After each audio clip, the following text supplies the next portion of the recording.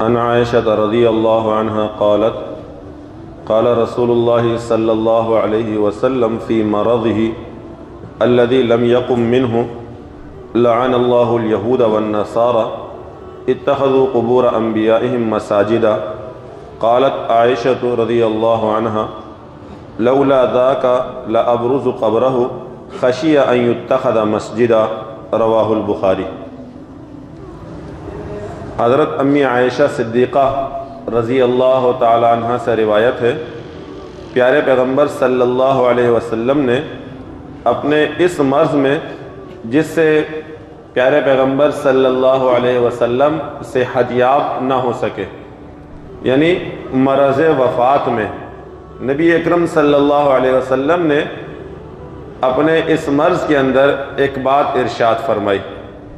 اور وہ کیا بات ارشاد فرمائی؟ ارشاد فرمایا لعن اللہ الیہود والنصارى اتخذوا قبور انبیائہم مساجدا. اللہ تبارک و تعالی یہود و نصارہ پر لعنت فرمائے. اللہ یہود و نصارہ پر لعنت فرمائے. کیوں؟ انہوں نے اپنے نبیوں کی قبروں کو سجدہ گاہ بنا لیا ہے. اللہ یہود اور نصارہ پر کیوں لعنت فرمائے؟ اس لیے کہ انہوں نے اپنے نبیوں کی قبروں کو سجدہ گاہ بنا لیا ہے. پھر اماں جان فرماتی ہیں لولا ذاک لابرز قبرہ خشی ان یتخذ مسجدا، کہ اگر آپ صلی اللہ علیہ وسلم نے یہ نہ فرمایا ہوتا تو میں پیارے پیغمبر صلی اللہ علیہ وسلم کی قبر مبارک کھول دیتی. لیکن اس لیے کہ نبی اکرم صلی اللہ علیہ وسلم نے اس خطرے کا اظہار فرمایا تھا کہ ایسا نہ ہو کہ بعد میں آنے والے بھی میرے امتی بھی ایسے ہی بن جائیں جیسا کہ یہود و نصارہ نے اپنے انبیاء کی قبور کے ساتھ کیا، یعنی ان کی قبروں کو سجدہ گاہ بنا لیا. ایسا نہ ہو بعد میں میرے امتی بھی ایسے بن جائے اور میری قبر کو بھی سجدہ گاہ بنا لیا جائے. تو اماں جان فرماتی ہیں اس ڈر کی وجہ سے، اس خوف کی وجہ سے میں نے نبی اکرم صلی اللہ علیہ وسلم کی قبر مبارک نہیں کھولی. اب اس مسئلے کو سمجھیے گا میرے دوستو. ایک بات تو یہ بات ارشاد فرمائی کہ اللہ یہود و نصارہ پر لعنت فرمائے. کیوں؟ انہوں نے حد سے زیادہ تجاوز کیا ہے. انہوں نے انبیاء کی قبر کو سجدہ گاہ بنا لیا ہے. اللہ تبارک و تعالی نے قرآن مقدس میں ارشاد فرمایا یا اہل الکتاب لا تغلوا فی دینکم ولا تقولوا علی اللہ الا الحق. مسئلہ یہ ہے کہ کسی کی تعریف کی جائے تو کتنی کی جائے؟ نبی اکرم صلی اللہ علیہ وسلم کی تعریف کتنی تعریف ہو. یہود و نصارہ نے حضرت موسیٰ علیہ السلام، حضرت عیسیٰ علیہ السلام، یہ اللہ تبارک و تعالی کے رسول ہیں، نبی ہیں، بندے ہیں، ان کی تعریف میں حد سے زیادہ تجاوز کیا. اللہ پاک نے قرآن میں یہی ارشاد فرمایا یا اہل الکتاب لا تغلوا فی دینکم، دین میں غلو مت کرو، غلو مت کرو. کسی کی تعریف کے اندر بھی غلو مت کرو. غلو کیا ہے؟ کسی کی تعریف اتنی زیادہ کرنا کہ اسے اللہ تبارک و تعالی کے برابر پہنچا دینا. اس کے کسی صفات کو اللہ تبارک و تعالی کی صفات کے برابر پہنچا دینا، یہ دین کے اندر غلو ہے، یہ تعریف کے اندر غلو ہے. انبیاء کی بھی ایسی تعریف سے منع فرمایا ہے اور یہی معاملہ کیا یہود و نصارہ نے. یہ غلو میں کیسے پڑے؟ یہودیوں نے یہ کہا وقالت الیہود عزیر ابن اللہ، اور نصارہ نے کہا وقالت النصارى مسیح ابن اللہ. یہ اپنے انبیاء کی تعریف میں اتنا آگے گئے کہ انہوں نے اپنے نبیوں کو اللہ تبارک و تعالی کا جز قرار دے دیا. یہودیوں نے یہ دعویٰ کر لیا کہ عزیر علیہ السلام اللہ تبارک و تعالی کے بیٹے ہیں. نصارہ نے یہ دعویٰ کیا کہ عیسیٰ علیہ السلام اللہ تبارک و تعالی کے بیٹے ہیں، جبکہ معاملہ ایسا نہیں ہے. نہ عیسیٰ علیہ السلام اللہ کے بیٹے ہیں، نہ عزیر علیہ السلام اللہ تبارک و تعالی کے بیٹے ہیں، بلکہ اللہ ہے، اللہ رب ہے. رب کہتے ہی اس کو ہے جو ان تمام چیزوں سے پاک اور منزہ ہو. اللہ نے جو خود اپنی تعریف فرمائی وہ ارشاد فرمایا قل هو اللہ احد اللہ الصمد لم یلد ولم یولد ولم یکن لہ کفوا احد. اللہ تنہا ہے، اللہ یکتا ہے، اللہ بے نیاز ہے. اللہ تبارک و تعالیٰ نے نہ کسی کو پیدا کیا، نہ اس سے کوئی پیدا ہے، نہ وہ کسی سے پیدا ہے. اس کے برابر، اس کے ہمسر کوئی نہیں ہے. تم نے یہ جو جز قرار دے دیا، بیٹا قرار دے دیا، بیٹا تو جز ہوتا ہے، رب مان رہے ہو، یہ رب ماننا غلو ہے، غلو ہے. ایسی تعریف کسی نبی کی بھی جائز نہیں، کسی نبی کی بھی جائز نہیں. اب اس مسئلے کو بھی سمجھیے گا. کسی نبی کے لیے کوئی دن منانا اور پھر اس دن کے اندر ایسی تعریفات کرنا جو حد سے زیادہ تجاوز ہو، جو اسے اللہ تبارک و تعالیٰ کی تعریف سے اوپر لے جائے، اللہ کی تعریف کے برابر لے آئے، میرے دوستو یہ جائز نہیں ہے. اسی طرح سے آپ جانتے ہیں آج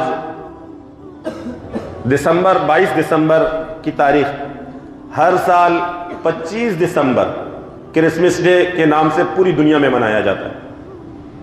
عیسائی کرسمس ڈے مناتے ہیں، کرسمس ڈے مناتے ہیں، اور ان کا دعویٰ کیا ہے کہ اس دن عیسیٰ علیہ السلام پیدا ہوئے. اس مسئلے کو بھی سمجھ لیجئے. عیسیٰ علیہ السلام کی پیدائش کے بارے میں مختلف اقوال ہیں. ایک قول یہ ہے عیسیٰ علیہ السلام 25 دسمبر کو پیدا ہوئے. دوسرا قول یہ ہے عیسیٰ علیہ السلام 6 جنوری کو پیدا ہوئے. تیسرا قول یہ ہے عیسیٰ علیہ السلام 7 جنوری کو پیدا ہوئے. چوتھا قول یہ ہے عیسیٰ علیہ السلام 19 جنوری کو پیدا ہوئے. تو ایک بات تو یہ طے ہو گئی کہ عیسیٰ علیہ السلام کی پیدائش کے بارے میں مختلف اقوال ہیں، مختلف اقوال ہیں، ایک دن متعین نہیں. البتہ عیسیٰ علیہ السلام کے دنیا سے چلے جانے کے بعد 300 سال بعد یہ رسم پڑ گئی کرسمس ڈے کی. 300 سال بعد. آپ یاد رکھ لیجئے دین کے اندر جب بھی کوئی رسم، کوئی رواج پڑتا ہے، کوئی بدعت پڑتی ہے، وہ شروع میں خراب نہیں ہوتی. ابتداءً اس کی بنیاد اچھی باتوں پہ رکھی جاتی ہے، بعد میں اسے بگاڑ کر ایسا کر دیا جاتا ہے. یہ کرسمس ڈے کا معاملہ بھی ایسا ہوا کہ 300 سال بعد قسطنطنیہ کا بادشاہ اس نے کہا کہ عیسیٰ علیہ السلام کا دن 25 دسمبر کو مناتے ہیں. لہذا سارے پادریوں اور پوپ سے مشورہ ہوا، پادریوں نے اتفاق کیا، چرچ میں انجیل پڑھی جاتی تھی، اور پھر وہ بگڑتے بگڑتے آج آپ جانتے ہیں 25 دسمبر کرسمس ڈے کو جس قدر شراب نوشی ہوتی ہے، جس قدر زنا عام ہوتا ہے، شاید اس کے دن کے علاوہ باقی دنوں میں نہیں ہوتا.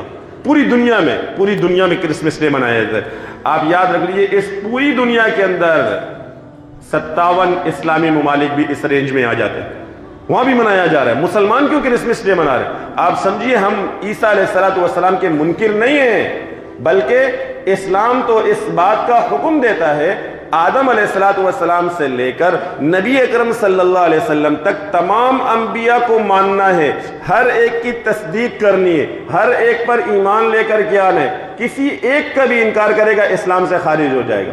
ہم عیسیٰ علیہ السلام کے منکر نہیں ہیں، ہم عیسیٰ علیہ السلام کو مانتے ہیں، لیکن کیسے؟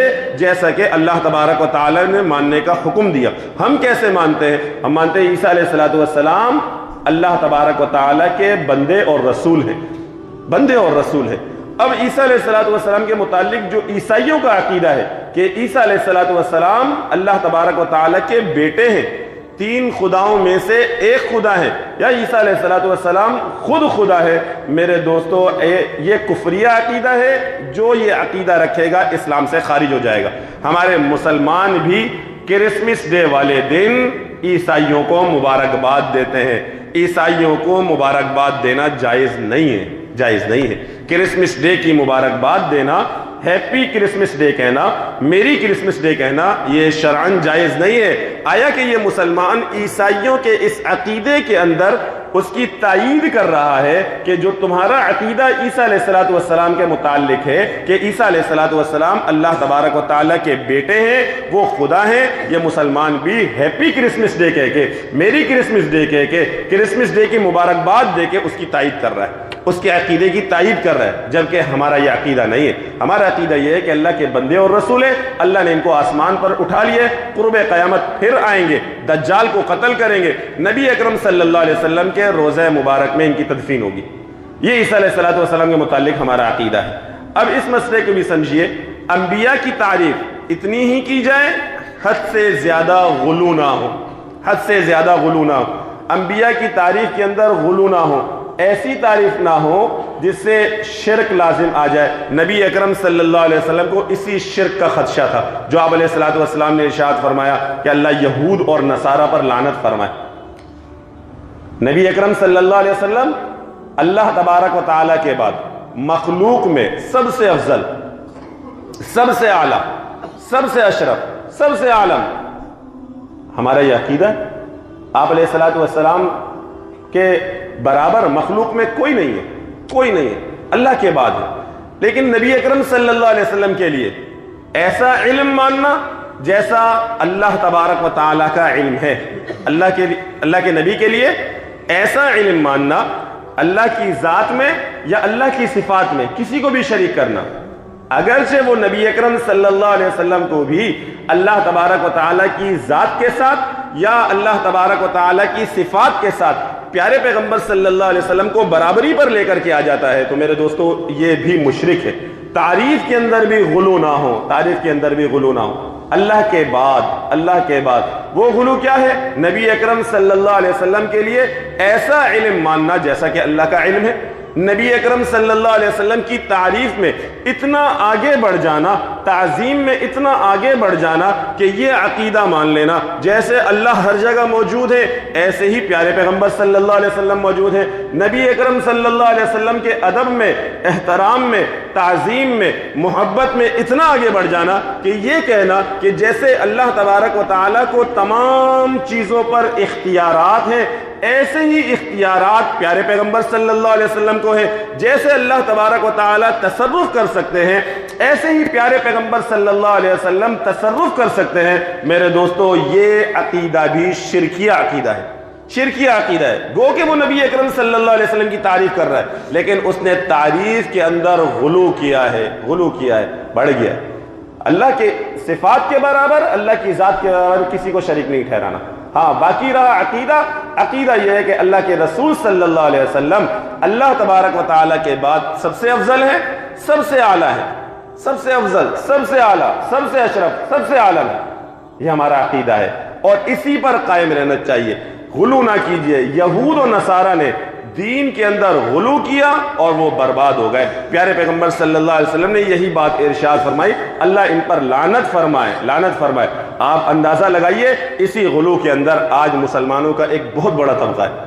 آپ علیہ السلام نے صراحتاً ارشاد فرمایا میری قبر کو سجدہ گاہ نہیں بنانا، لیکن آج ہم مسلمانوں کو دیکھتے ہیں جا کے کبھی کسی کی قبر کو سجدہ کر رہے، کبھی کسی کی قبر کے آگے جھکے ہوئے۔ میرے دوستو یہ شرک ہے، کسی کی قبر کو سجدہ کرنا جائز نہیں ہے، اس سے اجتناب کیا جائے، شرکیہ عقیدہ ہے۔ اور یہ اتنا حساس اور اتنا خطرناک مسئلہ ہے، انسان دنیا کے اندر موجود ہے، صاحب ایمان ہے، مسلمان ہے، اس سے کمی کوتاہی ہو گئی ہے، گناہ ہو گئے ہیں حقوق اللہ کے اندر، حقوق العباد کے اندر، لیکن ایک نہ ایک وقت میں اپنی سزا کو بھگتنے کے بعد جنت میں چلا جائے گا۔